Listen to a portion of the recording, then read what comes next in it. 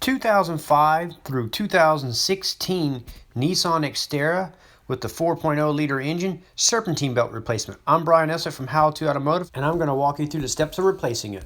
To get started, we need to remove the top engine cover, so we're going to remove the 10mm bolt here, and then we're going to lift the cover off.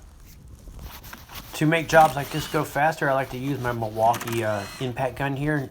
I've been so impressed with this tool since I purchased it. I'll put a link in the description of the video. That way, if you want to check it out, it'll be there. After getting it unbolted, you're just going to lift here, and then you're going to lift the cover out. Now we need to unbolt the air snorkel here and take it out. So we're going to unbolt the 10mm bolt here, and then we're going to loosen up the hose clamp here, and then after that, there's going to be a vent line right here that we need to pull off. Now you're going to need a 3/8 ratchet, and you're going to put it in the tensioner pulley right here, and it has a little slot where the ratchet will fit into, and then you'll torque it counterclockwise to the left. And once you get this tension off, you'll pull the belt off.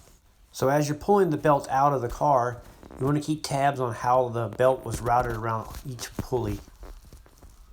So I started with the pulleys on the passenger side and started working away towards my driver's side.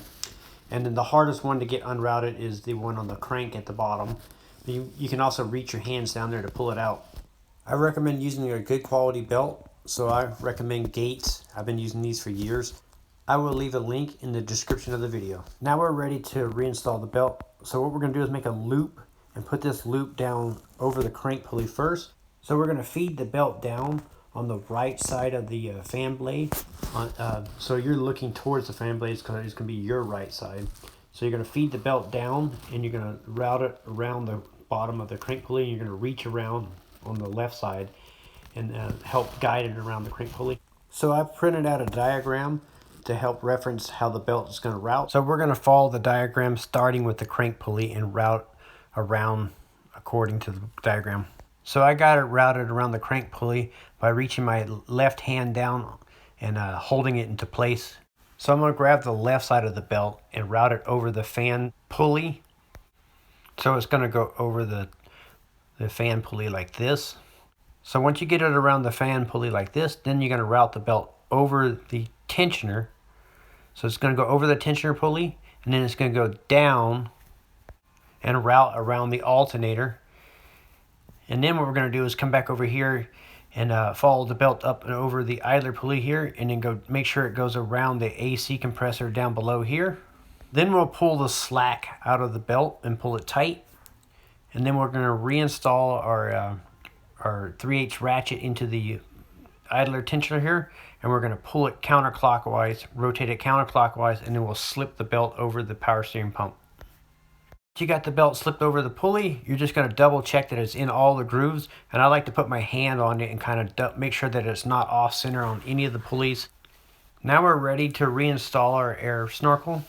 So you'll make sure that the boot goes around the throttle body, and then you'll reconnect the vent line, and then around the mass airflow sensor, you'll plug it in right here. The vent line is back on. You can go ahead and tighten up the clamp here, and you can tighten up the clamp here, and then we can go ahead and put the 10mm bolt here and tighten those up. And then we're going to put the top cover on, and it has these rubber grommets, and they're going to push over these little bolts right here and here. So you're going to put it on and just push it straight don, and you'll hear a little click when they fully seat.